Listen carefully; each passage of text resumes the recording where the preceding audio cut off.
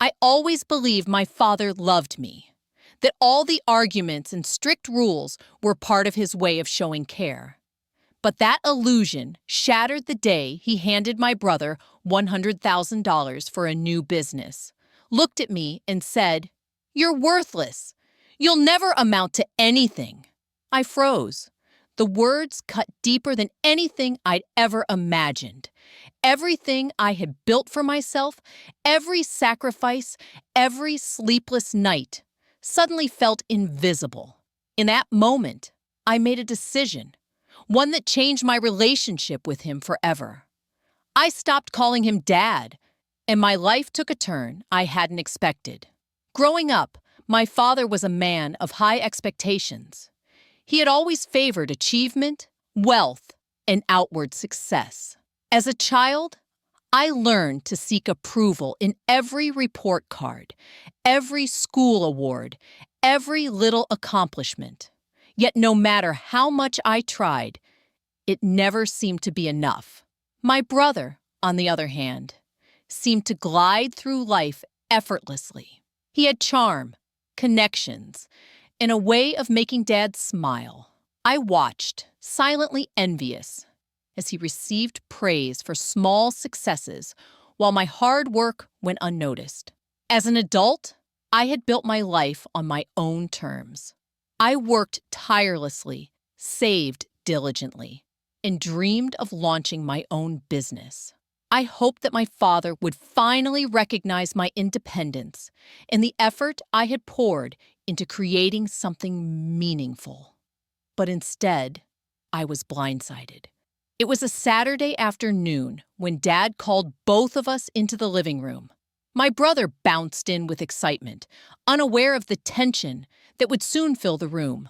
Then Dad handed him a check, $100,000 in full, to fund his new venture.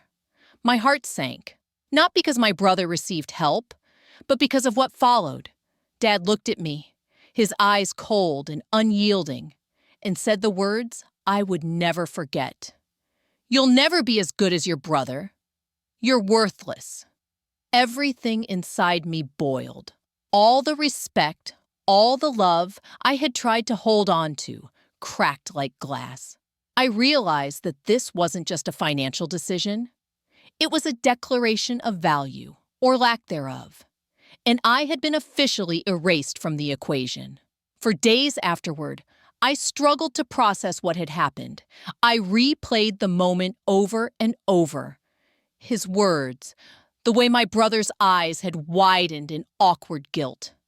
The silence in the room that felt heavier than any storm I had endured. I tried to speak to Dad. I tried to reason, to explain how I had worked for years building a career, paying my own bills, and dreaming of contributing meaningfully to my family. He waved me off, muttering that I needed to learn my place and that I lacked ambition. I realized then that no amount of explanation would make a difference. My brother, though he loved me, didn't know how to intervene. He tried to mediate, but it only made the situation more uncomfortable. I began avoiding Dad. Phone calls went unanswered. Invitations to family dinners were politely declined. I told myself it was for my own sanity, to protect my self-worth. Meanwhile, my life outside the family flourished.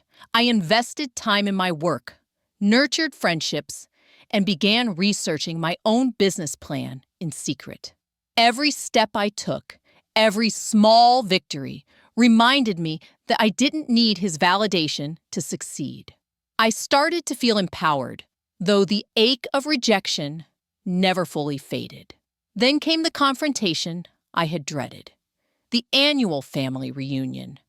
I knew Dad would bring up the money, the business, the comparison. As I walked into the house, my hands were clammy, my mind racing. He smiled, a condescending smile that made my blood boil. "Are you really still trying to make it on your own?" he asked, voice dripping with derision. "You'll never be successful. You'll never matter as much as your brother." That was it. I set my jaw, looked him in the eye, and said, softly but firmly, "You're right. I'll never be what you want me to be, but I am enough for myself. And from now on, I won't call you Dad." The room froze. My brother's jaw dropped. My mother gasped. And Dad? His face turned red, shock and anger battling for control. I left the house without another word, feeling a mix of liberation and grief. Walking away from that house, I felt like a different person. It was as if a weight had been lifted from my shoulders. For the first time, I realized that I had been living not for myself, but for the validation of a man who would never see my value. In the following weeks, Dad tried to reach me. Calls, texts, even emails, all ignored. Friends asked if I was overreacting, if I should forgive him, if I should give him another chance. But I knew that my sense of self-worth had to come from within, not from a man whose love was conditional on favoritism. I focused entirely on my business.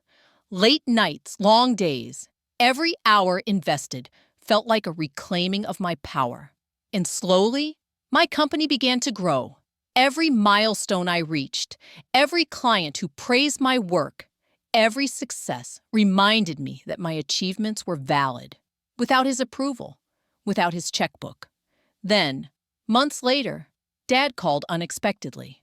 I answered cautiously. "I see you've done well," he said, voice quieter than before. I might have been too harsh." I paused. Part of me wanted to slam the phone down, but another part knew that acknowledgement, even belated, was a small victory. "Thank you," I replied calmly. "I've learned that I don't need your approval to succeed. I've built my life, and I'm proud of it." The line went silent for a moment. Then he hung up. I felt no anger, no regret, only a sense of completion. I had faced the worst of familial favoritism and emerged stronger, more independent, and unafraid to define my own worth. This experience taught me that family isn't always defined by blood, but by respect, trust, and support. I realized that a parent's favoritism can leave deep scars, but it can also inspire growth, resilience, and self-reliance.